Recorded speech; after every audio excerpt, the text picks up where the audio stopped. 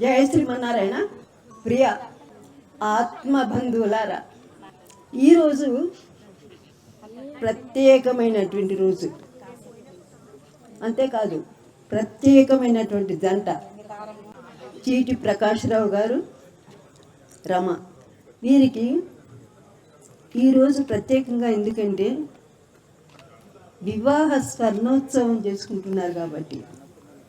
అంటే ఈ 50 సంవత్సరాల జీవితంలో ఎన్నో ఒడిదుడుకులు, సుఖ సంతోషాలు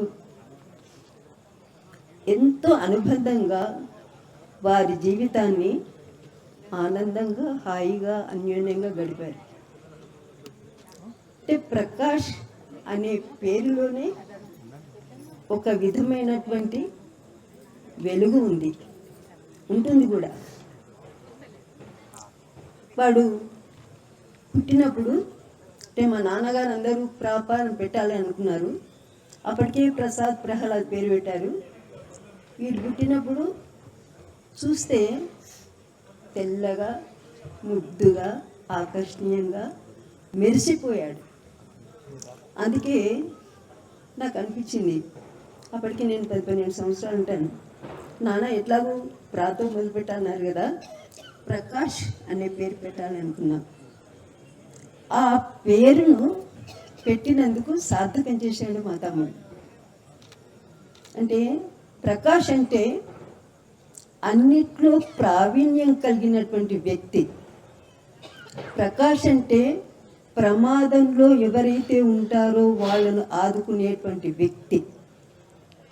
ప్రకాష్ అంటే ప్రక్కనున్న వాళ్ళు కానీ, సంఘంలో కానీ ఎవరికి ఏ ఆపద వచ్చినా ఆదుకునేవాళ్ళు. అంటే అటువంటి ప్రభావం వానిలో ఉంది.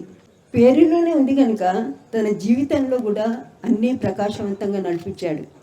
అంటే జీవితంలోనే కాదు, తన ఉద్యోగరీత్యా కానీ, నాయకత్వంలో కానీ అన్నిట్లో ప్రకాశించాడు. పేరుతో పాటు జీవితాన్ని ఇలా ప్రకాశింప చేసుకోవడం అరుదైంది.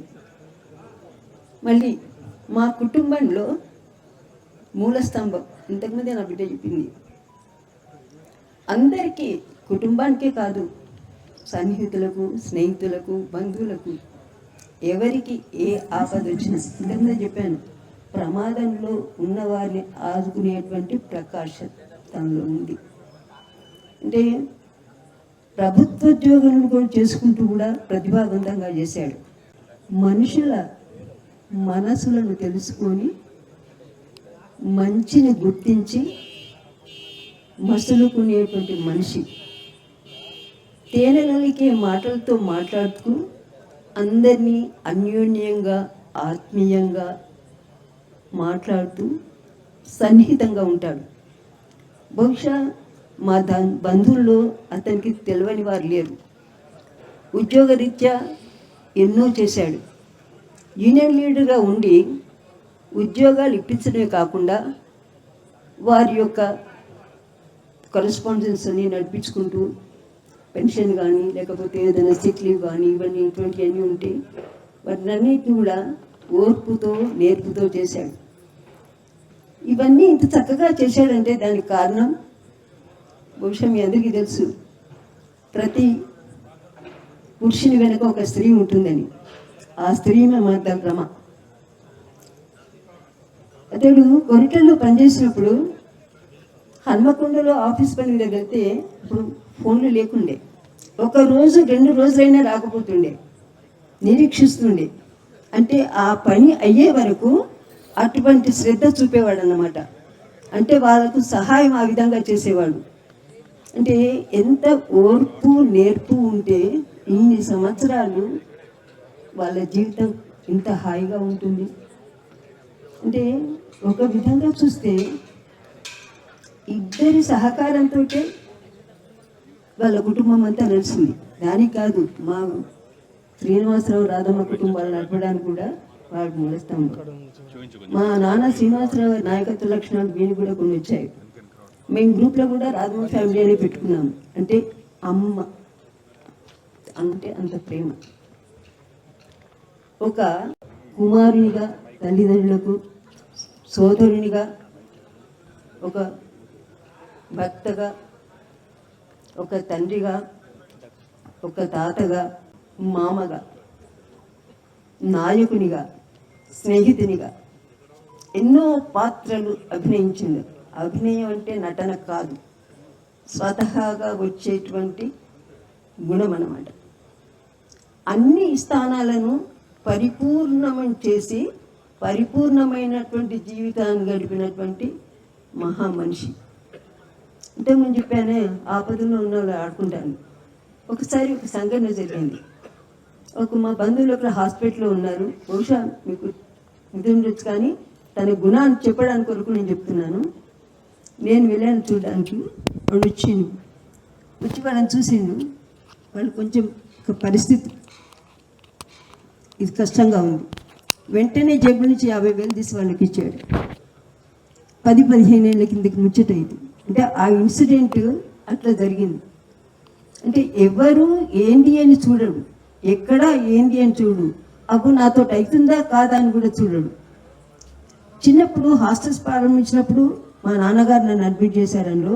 హాస్టల్లో 2 సంవత్సరాల తర్వాత ఇల్లు తీసుకున్నాము. అప్పుడు ప్రకాష్ కరీంనగర్లోనే పుట్టాడు. పుడితే నేను ప్రతిరోజు 9 months 1 year ఉన్నప్పుడు హాస్టల్కి తీసుకొని వెళ్ళేదాన్ని. ఆ ప్రహ్లాద్ పెద్దోడు చేతులు పట్టుకొని విన్ని చంగలేసుకొని పోయేదాన్ని.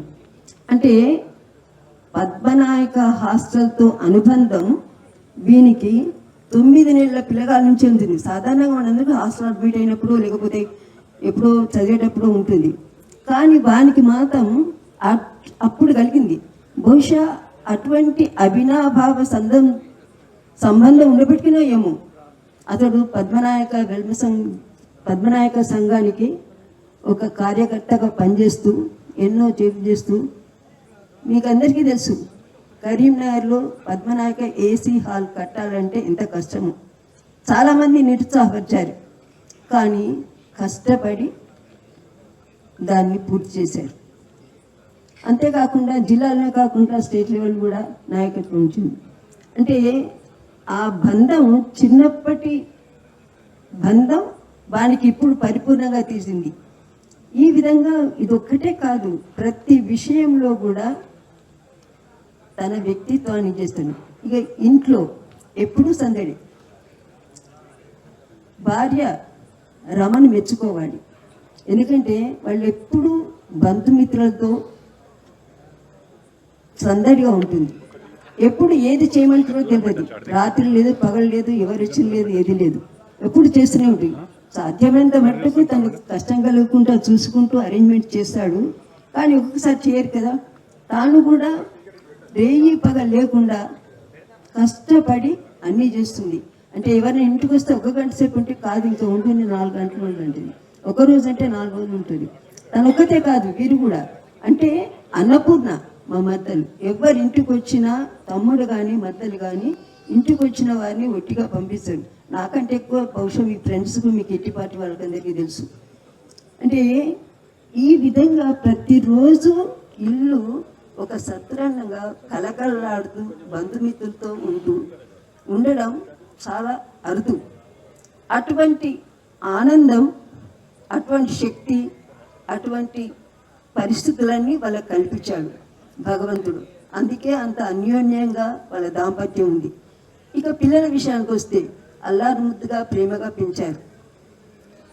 అదే నన్ను తెచ్చుకున్న కాడ ఇచ్చిన కాడ, అంటే కోడలు అల్లుడు వాళ్ళ బిడ్డ కొడుకు ఎట్లనో వాళ్ళు కూడా అట్లే. అంటే ఈ వీరి కనుసన్నలలో మెదులుతూ నలుచుకునేటువంటి మనుషులు అన్నమాట. అంటే తనకు పరిస్థితులు అనుకూలించాయి, కుటుంబం అనుకూలించింది, ప్రతి వ్యక్తి కూడా తనకు అన్యోన్యంగా ఉండడం వల్లనే ఈ విధంగా సాధిస్తున్నాయి అనిపిస్తుంది. ఏదేమైనప్పటికీ కూడా జీవితం ఒక సముద్రం లాంటిది. అందుకే ఆ సముద్రంలో ఈత అంటే కష్టం, అంటే ఇంత లైట్గా తీసుకుపోతాడు. ఇంకెవరైనా బాధగా ఉంటే మై ఫోనా డోంట్ వరీ అంటాడు అని నోట్తో చెప్పాడు, చేసి చూపిస్తాడు. అంటే అటువంటి మనస్తత్వం ఉన్న వాళ్ళు చాలా తక్కువ. ఆ మనస్తత్వం ఉన్న చెయ్యిని కట్టేసేటువంటి భార్య ఉన్నట్టుంటే మనం ఏం చేయలేకపోము. తాను కూడా అలాగే ఓర్పుతో నేర్పుతో ఏం చేసినా కూడా ఇద్దరు అనుకూలమైనటువంటి దాంపత్యం అనుకుంటాను. మేడ్ ఫర్ ఈచ్ అదర్ కావచ్చు. అందుకే ఇంత అన్యోన్యంగా 50 సంవత్సరాలు ఇంత సంతోషంగా గడిపారంటే it is not a joke. ఒడిదుడుకులు వచ్చినా వచ్చుడే తక్కువ, ఎందుకంటే అన్యోన్యమైనటువంటి దాంపత్యం కనుక. ఈ పిల్లల విషయానికి వచ్చినా, బంధువుల విషయానికి వచ్చినా ఇవన్నీ ఉంటాయి. ఉద్యోగరీత్యా ప్రతి దాంట్లో ప్రకాశించింది కాబట్టి దేవుడు అతనికి ఆయురారోగ్యాలు ఇస్తూ ఇంకో 25 సంవత్సరాలు ఈ విధంగానే వివాహ దినోత్సవం చేసుకుని ఉండాలని ఆశిస్తూ ఆకాంక్షిస్తూ విష్ యు గుడ్ లక్. ఒకసారి గట్టిగా చెప్పట్లండి. రమీలమ్మ గారు, అక్కయ్య గారు,